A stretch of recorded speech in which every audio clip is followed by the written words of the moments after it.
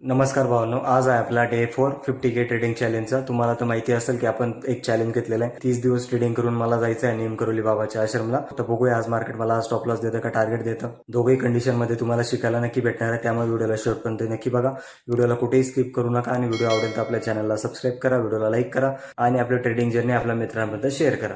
मी SEBI register नाही आहे आणि मी या व्हिडिओमध्ये तुम्हाला कोणतेही बाईक सेलिंगची ॲडवाइस नाही देत आहे किंवा काही कॉल टिप्स प्रोव्हाइड नाही करत आहे। फक्त माझी पर्सनल ट्रेडिंग जर्नी शेअर करत आहे आणि माझी पर्सनल अनालिसिस शेअर करत आहे, कोणाला रिकमेंडेशन नाही आहे। चला तर इथे मी 2 ऑर्डर पंच केलेले आहे। फक्त कितीला भेटतं ते बघूया आपण। 130च्या जवळपास आपल्याला ऑर्डर भेटली पाहिजे।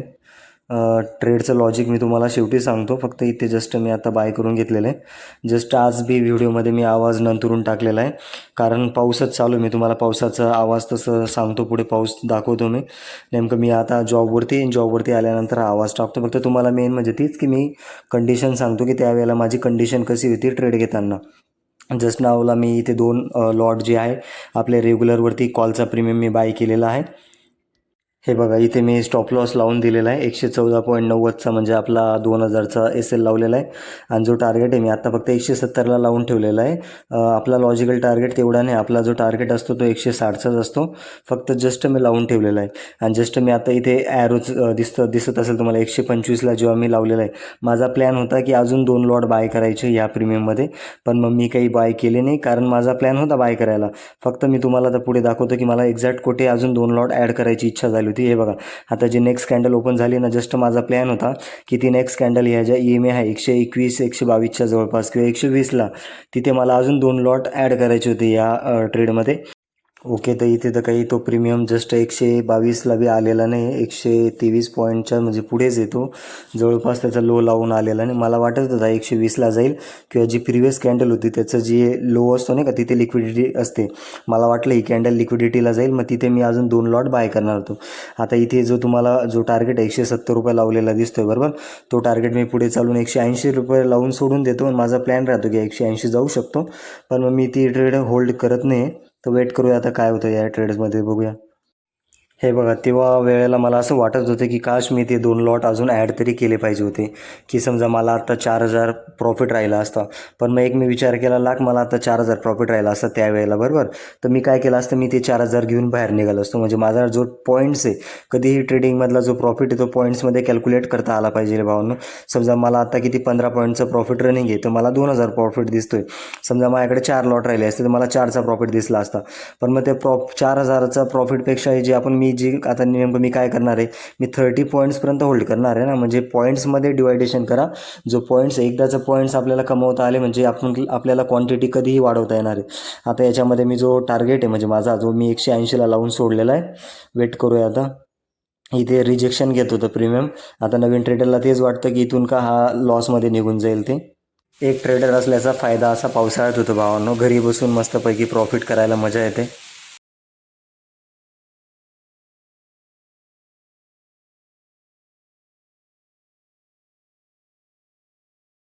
हे बघा इथे निफ्टीने जो त्याचा प्रिव्हियस स्विंग असतो बघा, ज्याच्यावरती लिक्विडिटी असते, मार्केटने प्रॉपर त्याला ब्रेकआउट केलं, अपसाईडला लिक्विडिटी घेतली आणि तिथून एक रेड कलरची कॅन्डल आपल्याला दिसणार आहे।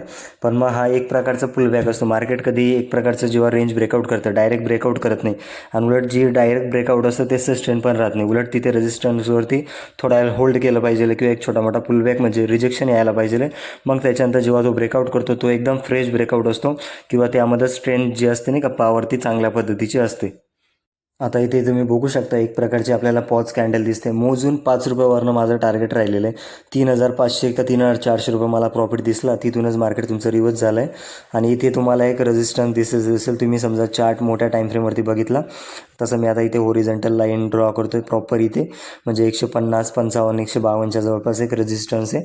मग याला एक मी लाल कलर देऊन देतो। मग आता वेट करूया एक प्रकारचं। आता हे बघा कधीही पुलबॅक येतो, जसं मार्केट कधी चार्ट अपसाईडला जात नाही, इथे एक प्रकारचा पुलबॅक येतो। त्याच्यानंतर जी थर्ड कॅन्डल येते ती तुमची ग्रीन कलरमध्ये कॅन्डल दिसते, आणि त्याच कॅन्डलमध्ये माझा जो TP आहे तो हिट होऊन जातो। आज सुद्धा मी ट्रेलिंग केलेली नाही भावांनो, कारण कसं आहे ते मी ट्रेलिंग करायला गेलो का मार्केट प्रॉपर तिथेच येतं, माझा स्टॉप लॉस हिट होतो आणि त्याच्यानंतर मार्केट तो ऑफसाईडला जातो. आज सुद्धा हा जो प्रीमियम आहे तो 160 रुपये जातो आणि मी समजा ट्रेल केलं असतं तर मग हाच प्रीमियम 180 190 बी गेला आहे. पण मग काय सांगता येतं, मी जिथे ट्रेल केलं तिथेच मार्केट रिव्हर्स झालं. मग त्यामुळे मी काही आज सुद्धा ट्रेलिंग केलेली नाही आणि करणार पण नाही आहे.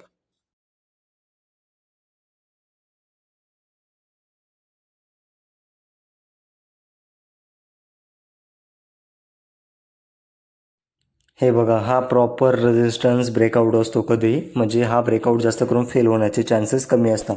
आणि तुम्ही कॅन्डलची साईज बघू शकता, किती प्रॉपर मोठी बिग बार टाईपची कॅन्डल बनलेली आहे. आणि एक सगळ्यात महत्त्वाचं म्हणजे मी कोणताही तुम्हाला एक प्रकारचं नाही का कोणती बाईंग सेलिंगची ॲडवाईज नाही देत आहे किंवा तुम्हाला सांगत नाही आहे की ट्रेडिंगमध्ये प्रॉपर म्हणजे का 100% प्रॉफिट होतोच. ट्रेडिंग खूप रिस्की भावनो, मार्केटमध्ये अजून पण माझे लॉसेस होता, हे तुम्हाला रिॲलिटी सगळी माहिती मी तुम्हाला सगळं दाखवण्याचा प्रयत्न करत आहे. त्यामुळे ट्रेडिंगमध्ये येत आहे तर स्वतःची रिसर्च करा, स्वतःची ॲनालिसिस करा आणि लॉस होतो हा पार्ट डोक्यात राहू द्या, तरच तुम्ही ट्रेडिंगला या. ट्रेडिंग एवढी बी इझी नाही आहे. वेट करू, 160 लवकर ब्रेक झालं पाहिजे. वेट ओके, 3700 3800 अजून थोडं. चला, इथे 160ला प्रॉपर हिट केलेलं आहे, फक्त त्याच्यावरती कॅन्डल ब्रेक नाही केलेली आहे. इथे मी माझा आता टार्गेट क्लोज करण्यावर आहे.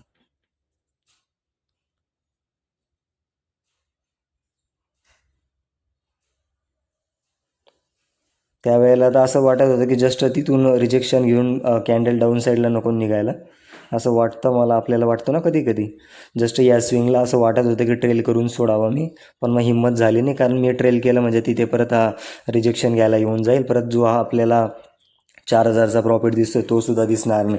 मग तो प्रॉफिट समजा उरून फक्त 2500-2600 रुपये प्रॉफिट मला राहून जाईल.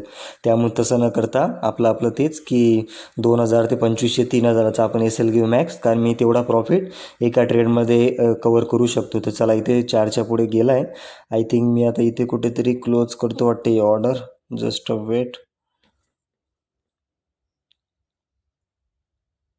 ओके, 4218च्या जवळपास मी कॅन्डल इथे क्लोजिंग केलेली माझा प्रॉफिट. इथपर्यंत व्हिडिओ बघण्यासाठी थँक्यू. जो आपला फायनल प्रॉफिट आहे तुम्हाला स्क्रीनवरती दिसत असेल, 3932 समथिंग आपला फायनल प्रॉफिट बुक झालेला आहे.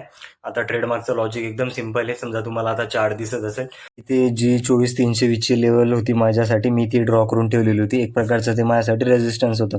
मार्केटने प्रॉपर एक बिग बार जी फर्स्ट 5 मिनिटची कॅन्डल आहे ती मोठी होती, ती कॅन्डल ब्रेकआउट केली. त्याच्यावरती एक प्रकारची पॉज टाईपची कॅन्डल दिसली, बरोबर. तर जस्ट तिथे आपण कॉलसाठी इंटरेस्टेड मी होतो तिथे, आणि मी तिथे कॉलचा प्रीमियम बाय केला. आणि इथे 1 तासाच्या टाईम फ्रेमवरती तुम्ही बघू शकता, अप साईडला जो 24,376-75ची लेवल आहे तिथे एक रेजिस्टन्स होता, बरोबर. आणि मार्केट 1 तासाच्या कॅन्डलवरती प्रॉपर बुलिशच आहे, म्हणून तिथे मी एक कॉल बाय केला. म्हटलं अप साईडला रेजिस्टन्स ब्रेकआउट दिसेल, आणि फर्स्ट 5 मिनिटची कॅन्डल एवढी स्ट्रॉंग कॅन्डल होती, त्याच्यामुळे एक पॉज कॅन्डल बघितली आणि सेकंड कॅन्डलला आपण एंट्री केली. आय होप तुम्हाला व्हिडिओ आवडला असेल भावांनो. मोजून 10 वाजेच्या आत आपल्याला ह्या ट्रेडने प्रॉफिट दिलेला होता, आणि त्याच्यानंतर पाऊसच एवढा चालू होता. त्याच्यानंतर मी 11पर्यंत ऑलमोस्ट घरीच होतो. 11-12ला मी दुकानावरती गेलो, मम्मीला भाजीपाल्याची दुकान लावली एवढ्या पावसामध्ये. नाही सांगत होतो मम्मीला, पण मग आता मम्मी ऐकत नव्हती. प्लस जो भाजीपाला ते आपल्याला कालचा थोडाफार उरलेला होता, मग तो आपल्याला विकणं महत्त्वाचं होतं, त्याच्यामुळे ती भाजीपाल्याची दुकान लावली. आणि जस्ट त्याच्यानंतर मग आपल्या जॉबला आलो. 2-3 बँकेची कामं होते तेवढे केले, आणि जस्ट 3च्या जवळपास हा व्हिडिओ एडिट वगैरे केला. आणि व्हिडिओ आपल्या रोजच्या टाईमावरती तुम्हाला 4-5 वाजेपर्यंत भेटून जाईल. तर बस आजच्या व्हिडिओमध्ये एवढंच. व्हिडिओ मी इथेच थांबवतो, आणि तेच की व्हिडिओ आवडला असेल तर आपल्या चॅनलला सबस्क्राईब करा, व्हिडिओला लाईक करा, आणि आपली ट्रेडिंग जर्नी आपल्या मित्रांपर्यंत शेअर करा भावांनो.